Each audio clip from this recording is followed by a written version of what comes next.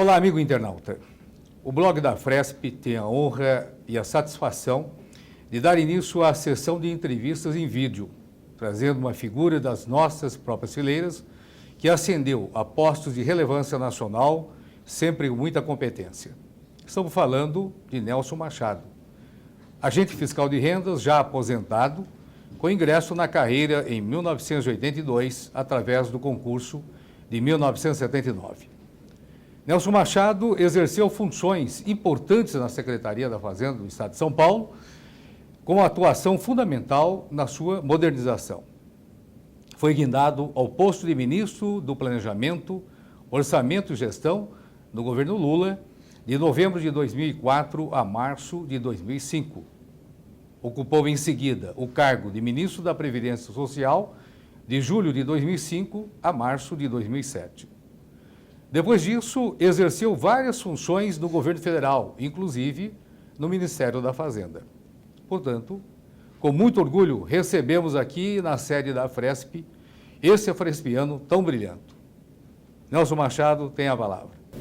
É um prazer participar aqui desse blog. Acho que é uma iniciativa importante da associação, né? E estamos aqui à disposição e que venham as perguntas. Perfeitamente, Nelson. E aí, senhores internautas, temos também aqui, para nos auxiliar nessa entrevista, os colegas Hamilton Coimbra, que é um administrador de empresas, atua lá na representação fiscal e também é um especialista em marketing social. O Antônio Sérgio Valente, economista e advogado, agente fiscal de rendas aposentado, também é escritor e pesquisador. O Theo Franco, contabilista e economista, atua na área da fiscalização direta de tributos da Secretaria da Fazenda do Estado de São Paulo. O José Carlos Franco Fernandes, ele é advogado, agente fiscal de rendas aposentado, que atualmente é coordenador da auditoria interna da Fresp. E o José Roberto Soares Lobato, economista, atua na fiscalização direta de tributos da Delegacia Regional Tributária da Capital. Como nosso entrevistado atua em muitas áreas, nós vamos dividir o nosso bate-papo em blocos, conforme o tema. Neste primeiro bloco, nós vamos tratar da questão da gestão pública. E quem inicia a rodada é o Antônio Sérgio Valente. Nelson, eu gostaria de fazer uma pergunta sobre a sua atuação no Ministério da Previdência. Você é altamente elogiado por todos por ter acabado com as filas da Previdência, com aquelas venda de senhas nas filas, com a redução dos prazos para emissão de certidões e concessões de aposentadorias e tal. E você teve muito êxito nessa atuação, foi muito elogiado por isso. E eu gostaria de saber se, para tomar essas medidas que você tomou e que tiveram esse resultado tão interessante para o Brasil, se você acha que pesou mais o investimento público, quer dizer, o recurso aportado na tua ideia, no teu projeto, ou a decisão, a própria decisão, a ideia de acabar com aquilo, a vontade política daquilo. O que você acha que pesa mais, a grana ou a ideia? É difícil separar uma coisa da outra, né? Porque uma coisa isolada da outra seguramente não levaria a nada, né? Realmente a questão das filas na Previdência era uma questão assim, terrível, de desrespeito ao segurado, né? Nós tínhamos milhares de pessoas nas filas, ficavam noites inteiras, era uma coisa assim, trágica, né? Quando o presidente Lula me convidou para ser ministro, eu tive uma conversa com ele no café da manhã e eu perguntei para ele, presidente, tá bom, o senhor está me convidando para ser ministro, mas o que o senhor quer que eu faça? Porque a gente que é funcionário público sempre tem muito claro qual é a missão, né? Então eu perguntei com muita clareza, presidente, o que o senhor quer que faça? Ele disse, olha, Machado, nós precisamos acabar com a fila e combater as fraudes. Então ficou muito claro qual era a missão. Fila e fraude, tá certo? Combater a fila, combater a fraude. E nessa conversa, ele disse, também, presidente, eu vou trabalhar nisso, agora eu tenho um jeito de trabalhar. Eu trabalho muito profissional.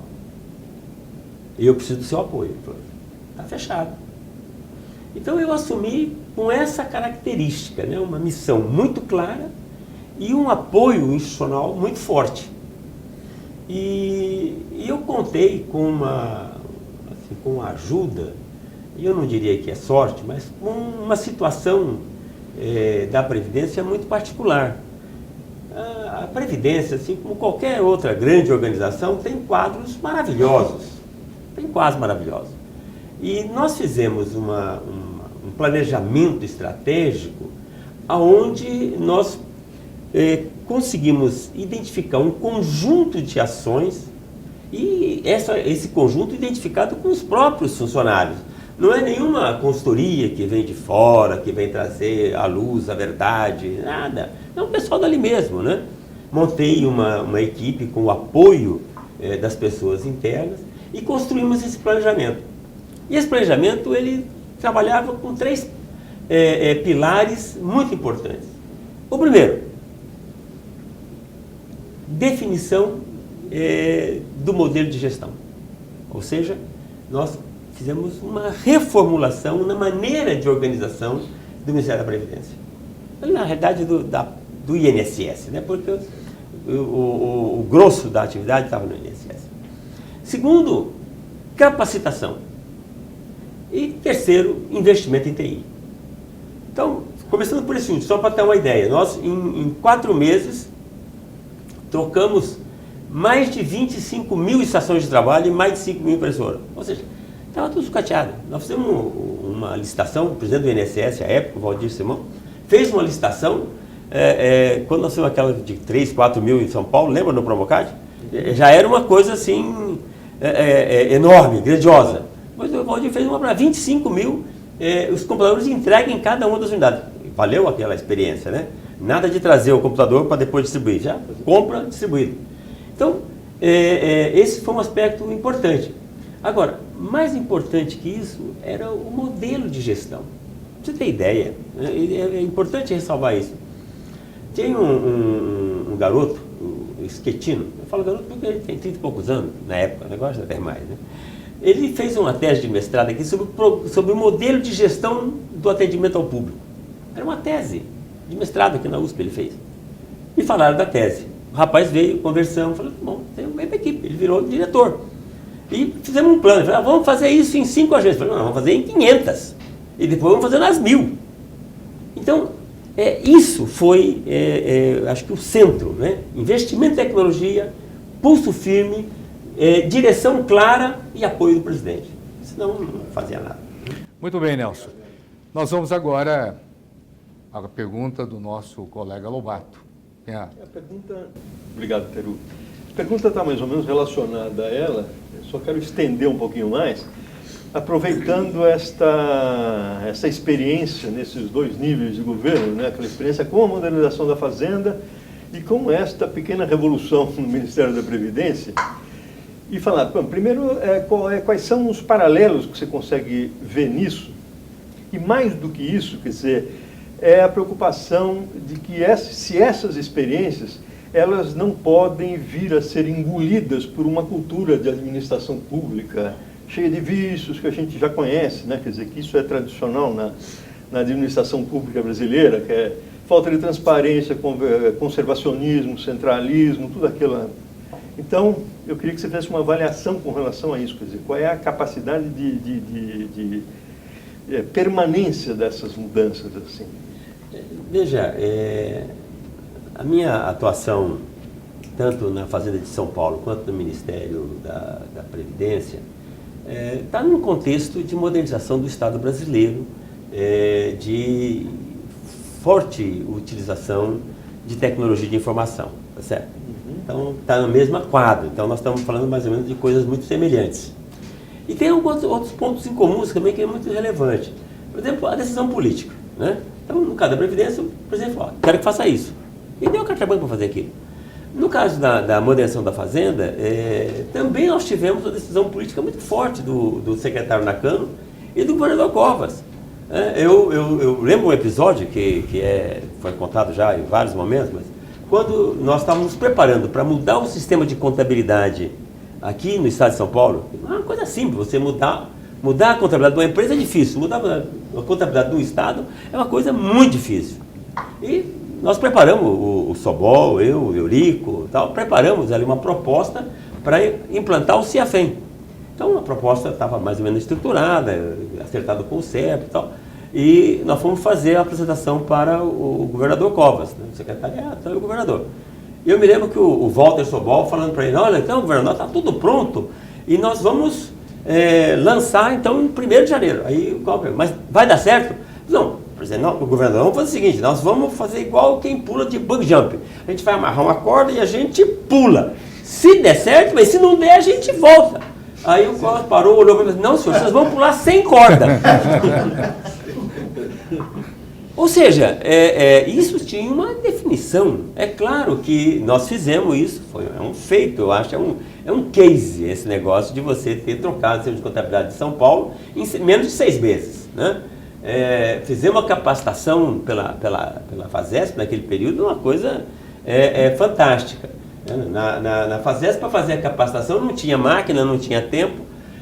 Uma das coisas que nós fizemos foi acertar com a Polícia Militar, né, que o major, me foge o nome dele agora, fantástico, né, dizendo para ele, falou, não tenho como. Aí, brincando, ele disse, só se for da meia-noite às 6, ele falou, eu topo. Aí ele treinou o pessoal da Polícia Militar da meia-noite às 6, no CIAFEM, para poder fazer o sistema funcionar. Então, é uma coisa assim, precisa ter muita vontade, muita disposição e muito apoio, né, naquele negócio. Então, esse é um lado comum. A outra questão comum é assim, os funcionários públicos, quando são chamados a enfrentar um desafio, eles enfrentam o desafio. Eu nunca tive problema com... O pessoal diz, não, porque é funcionário... Eu nunca tive problema.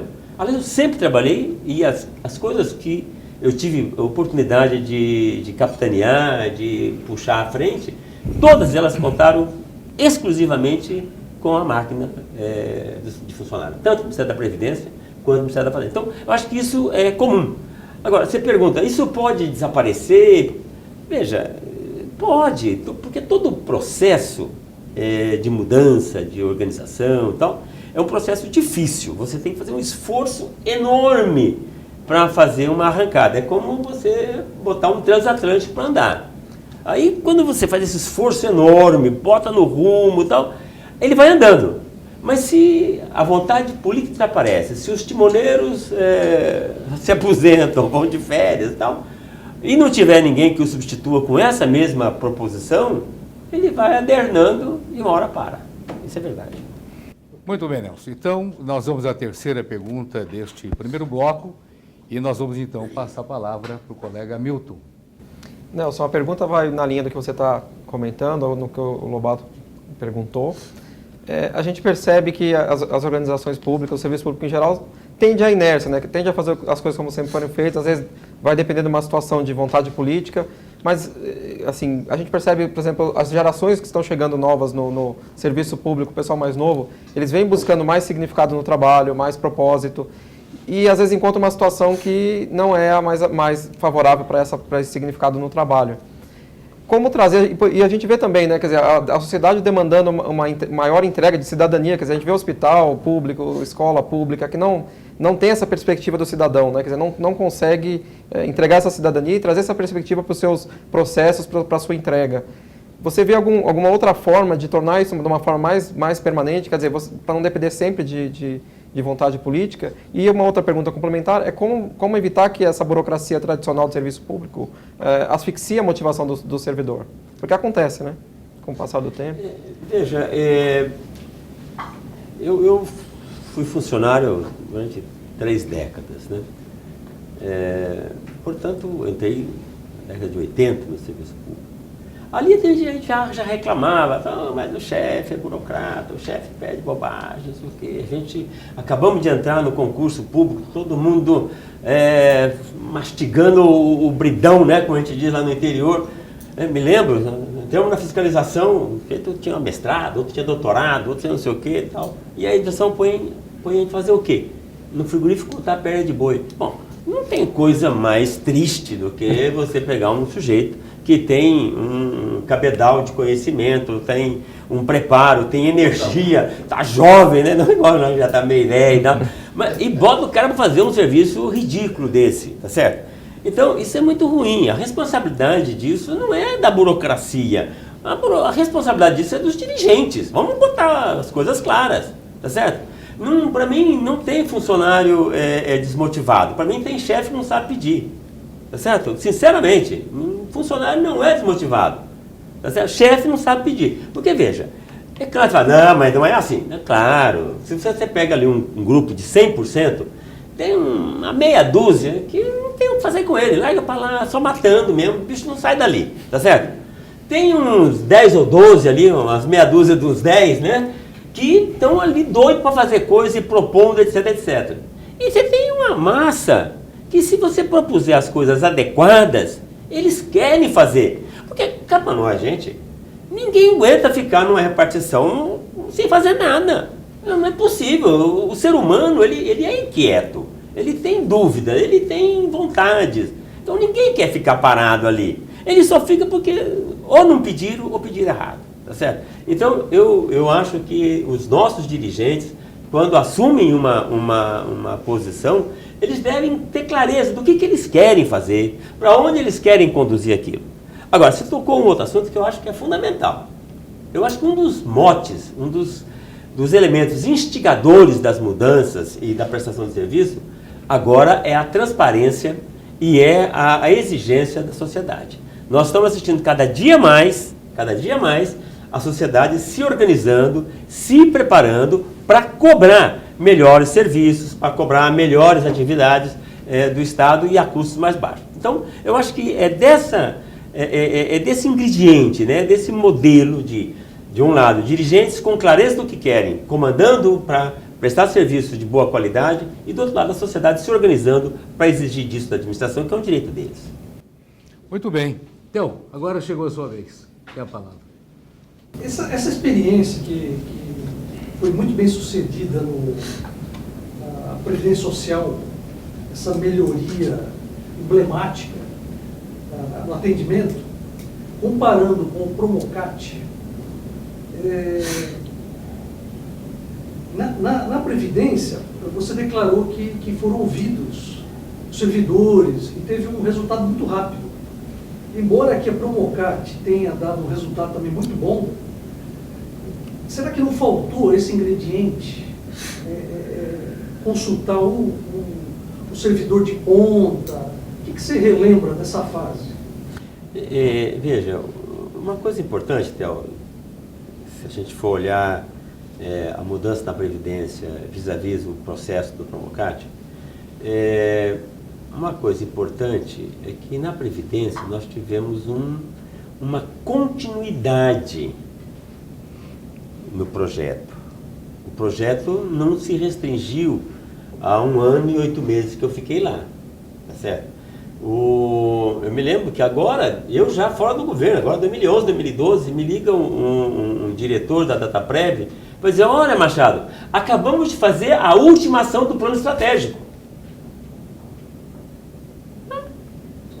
Veja, 6 anos depois, 7 anos depois, uma das ações que estava lá no plano estratégico foi terminada agora em 2012.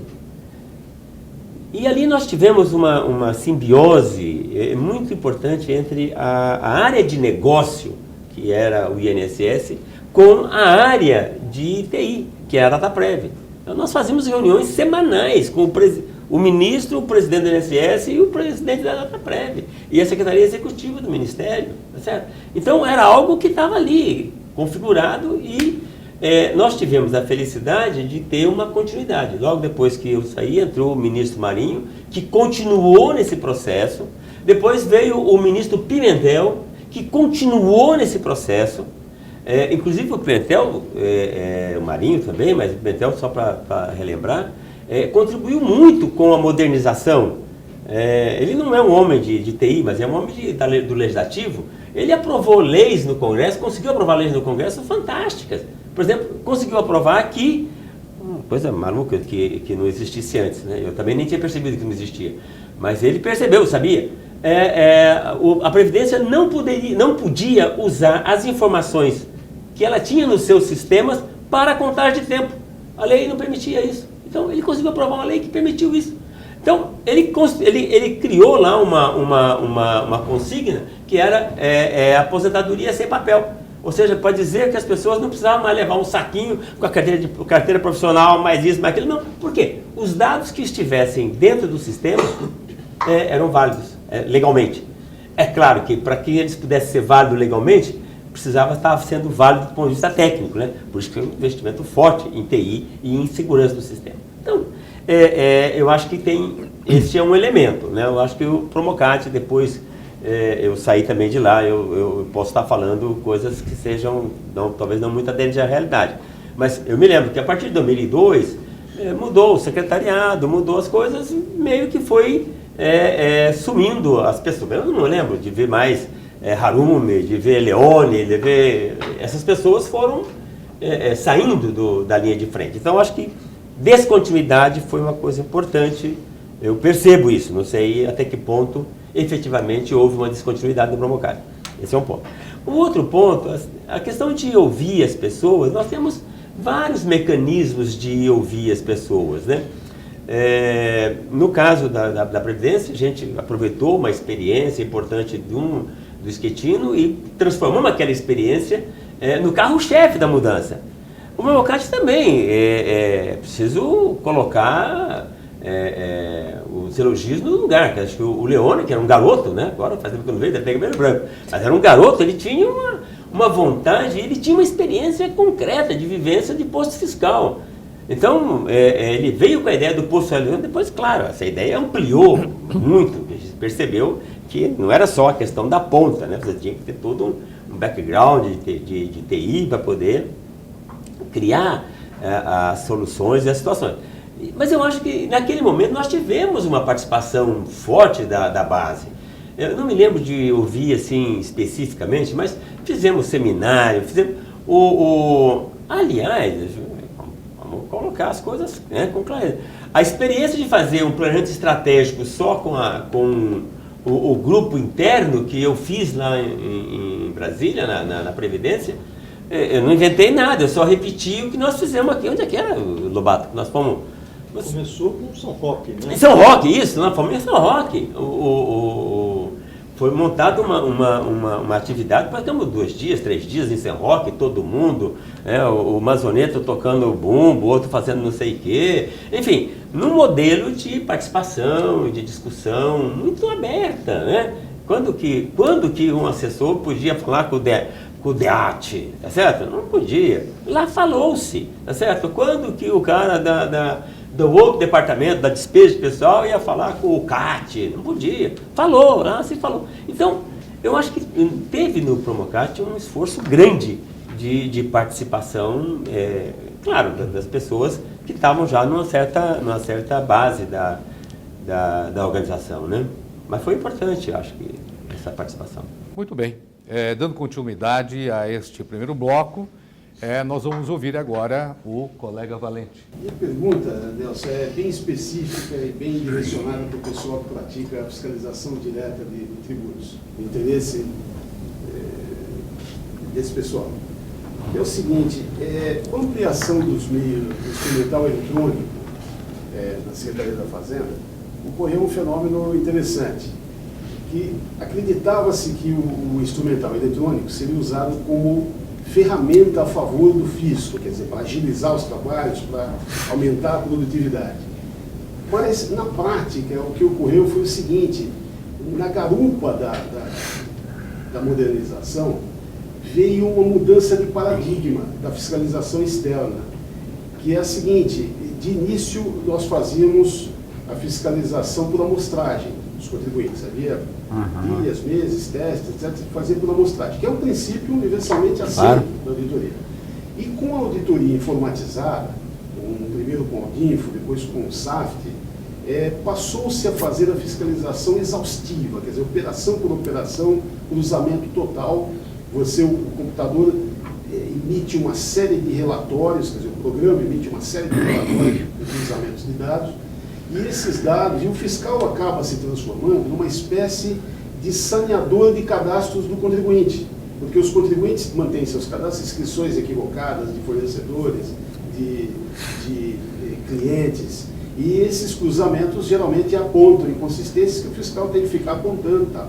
Ele acaba se preocupando mais em justificar as inconsistências, relatar para os seus superiores as inconsistências, do que propriamente em usar aquele instrumental, que é magnífico, é um instrumental possante, para fazer o trabalho de pesquisar o caixa 2, de pesquisar o que está por baixo do pano, de pesquisar o que não consta nos documentos.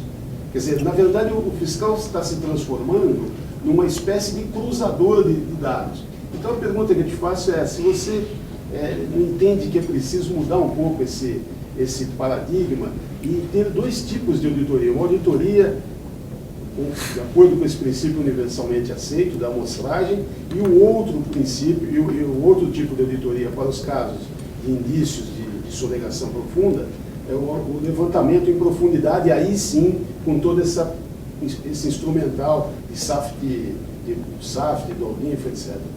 A pergunta é essa. Veja,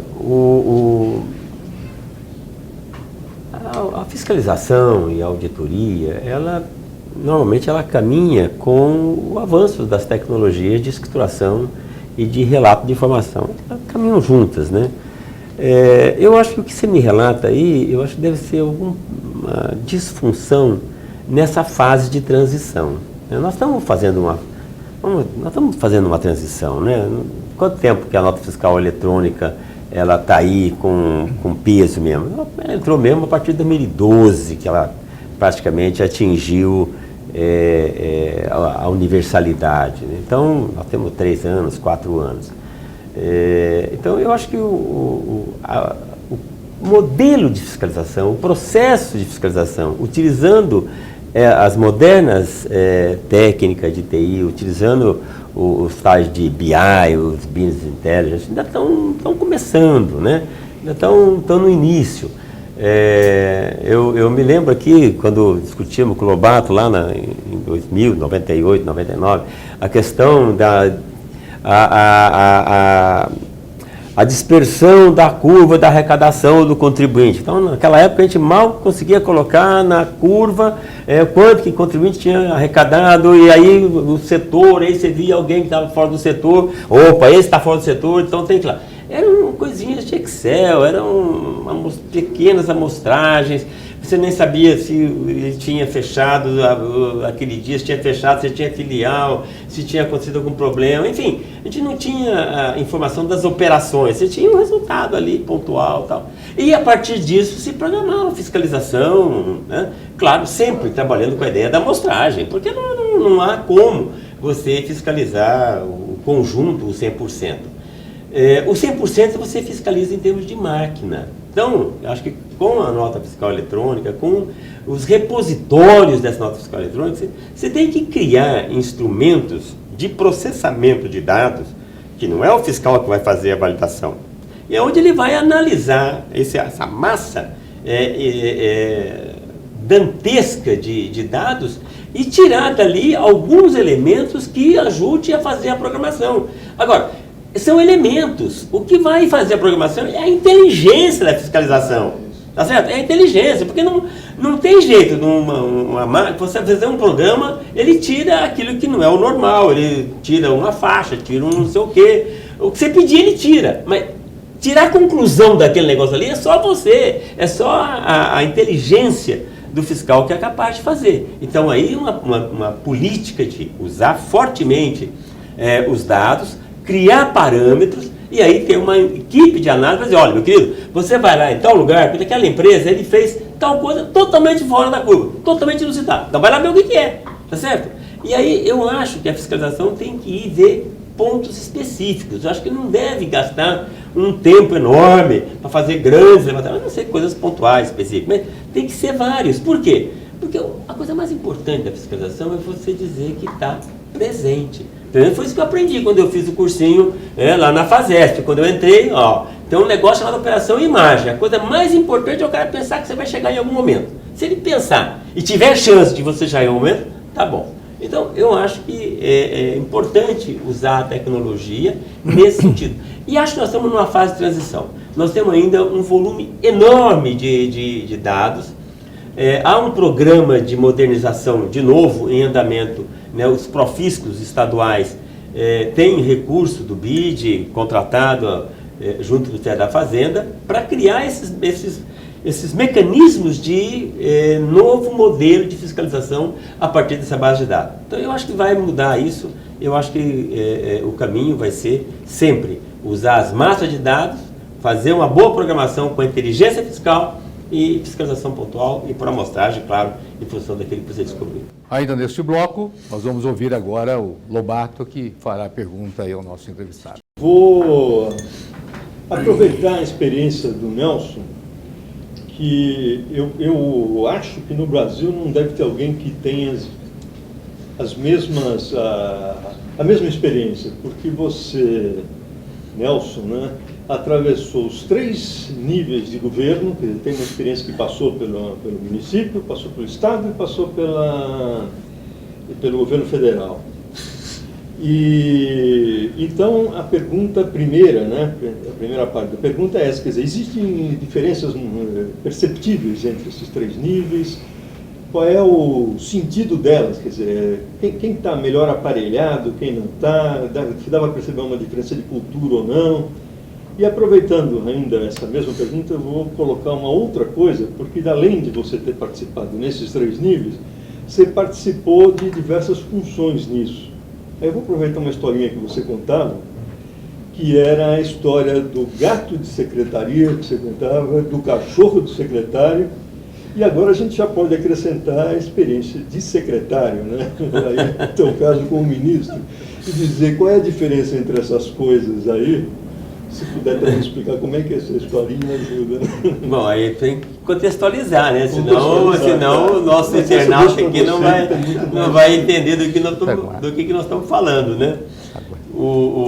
A brincadeira na verdade, foi uma brincadeira que foi contada por um técnico do Ministério da Fazenda, no âmbito do programa de modernização da Fazenda de São Paulo.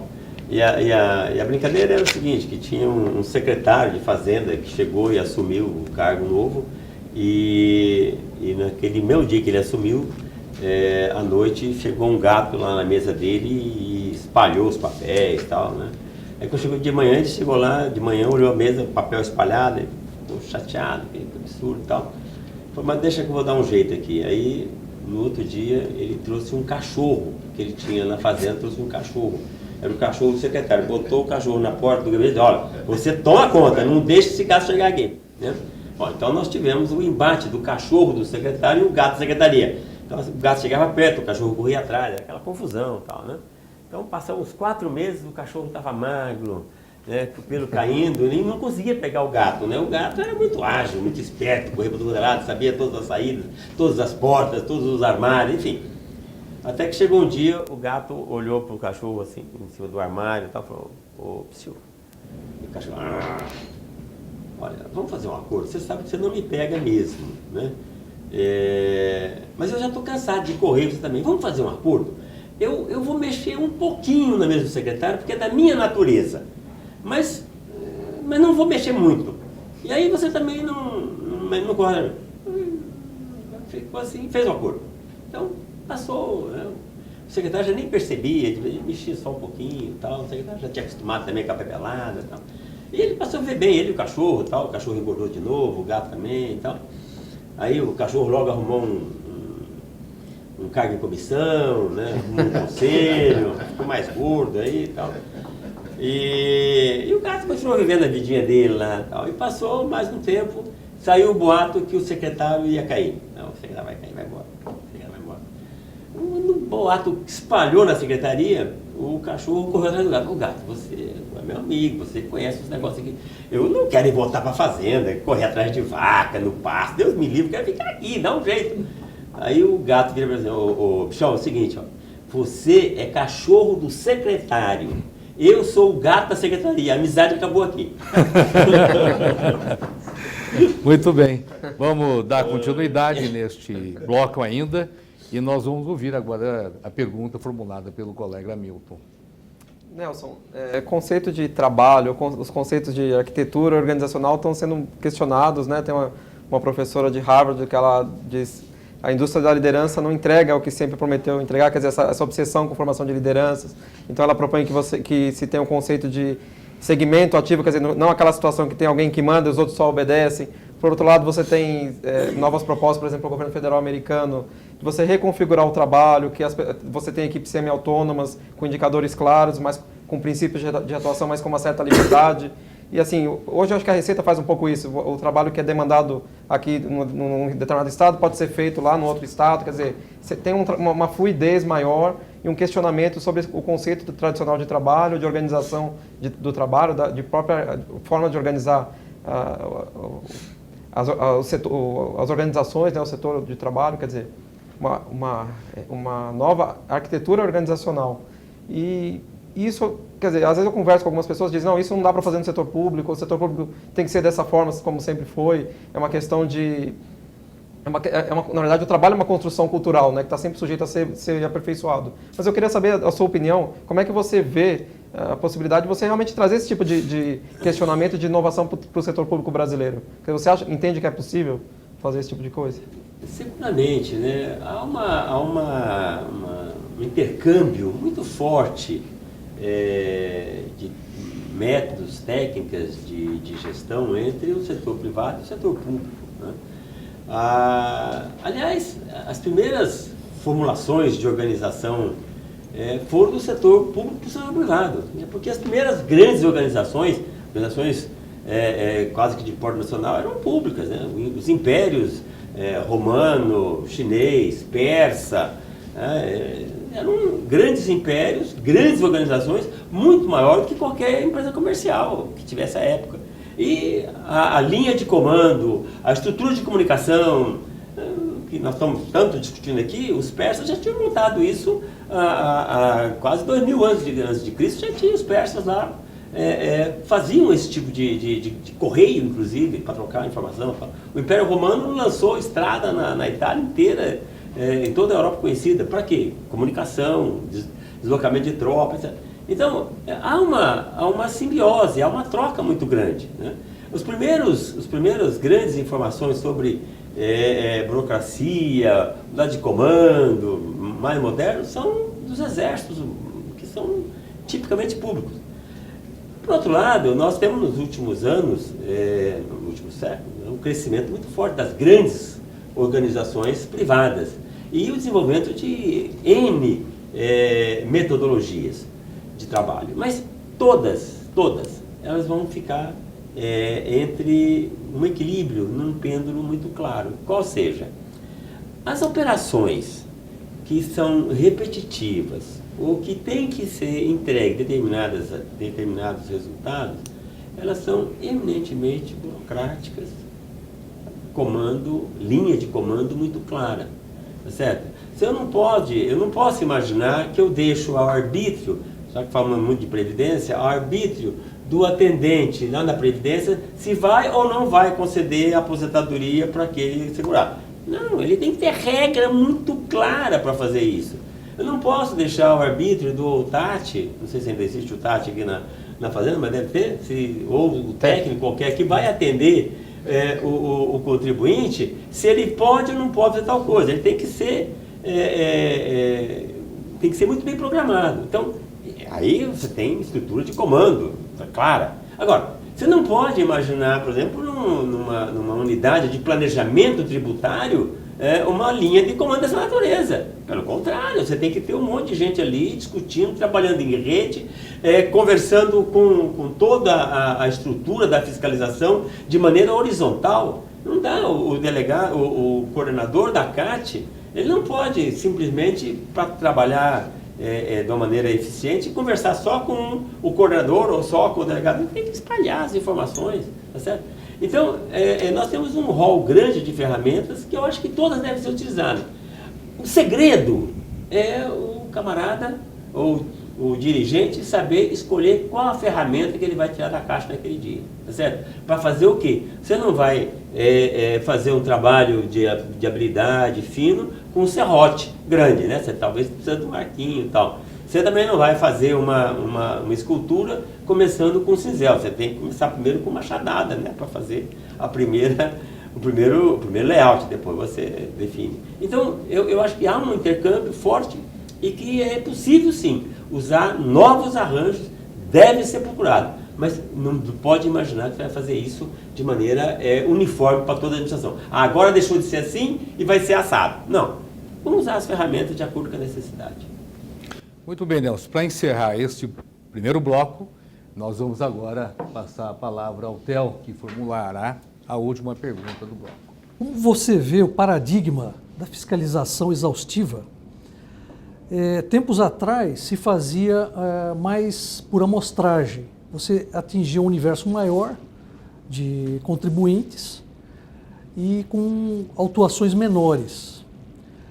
E agora me parece que existe uma alteração de fazer algo mais profundo, mais aprofundado, só que atinge um menor número de empresas. Isso não seria uma espécie de injustiça fiscal? Ou melhor dizendo, um planejamento tributário que precisaria ser revisto? É muito difícil falar assim em tese, eu não conheço a programação fiscal que está sendo trabalhada.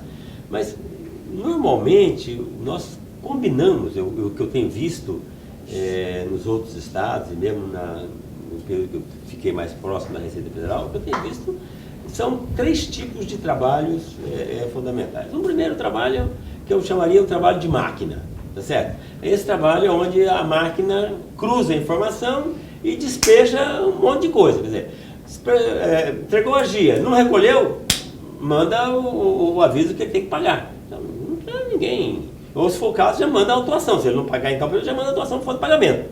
Bom, isso não é máquina que faz, tá certo? Na Receita Federal, você entregou a sua declaração de renda, dali 1 mês, 2 meses, está lá na internet, ó. Você esqueceu de fazer tal coisa. Se você não fizer, se você não declarar aquele negócio, aquele conselho que você não pode, ou aquele dentista que realmente o número estava errado, tal, você vai ter uma autuação. Só pode retificar e pagar. Então, é um primeiro trabalho, inscrição de máquina. Isso é volume, né? Isso pega 100%. Aí você tem outras questões onde você pode descobrir determinados comportamentos típicos, padrões, e aquilo que sai fora do padrão. E aí você programa uma fiscalização. Me parece que é muito natural. E, claro, se de repente você tem alguma informação da área de inteligência, aí não tem máquina que resolva, não tem estatística que resolva. De repente você tem informação de inteligência. Diz, olha, tal setor está tendo uma simulação dessa maneira. Bom, a simulação não aparece. Se a simulação é bem feita, todo mundo sabe fazer conta, né? Da mesma maneira que nós temos computador, o fraudador também tem computador. Da mesma maneira que nós temos software, também tem software. Tá bom. Então, aí só a inteligência fiscal vai pegar isso. Então, a inteligência vem e diz, olha, tem tal coisa assim, tal simulação. Tá bom, aí você faz um levantamento de profundidade. Eu acho que, de novo, tem que combinar todas as áreas, todas as ferramentas. Eu não conheço a prática da fiscalização aqui em São Paulo, estou há muito tempo longe disso aqui. Mas eu acho que combinar esses 3 instrumentos é o mais adequado. Muito bem, amigo internauta, nós encerramos este primeiro bloco que tratou da experiência do entrevistado na gestão pública. No próximo bloco, que em breve estará no ar, nós vamos tratar do tema Previdência Pública. Mas, já a partir de já, nós convidamos a todos vocês que participem, manifestem com assuntos aqui tratados. Até o próximo bloco e não percam, participem. E nós agradecemos pela oportunidade de nos ouvir. Muito obrigado.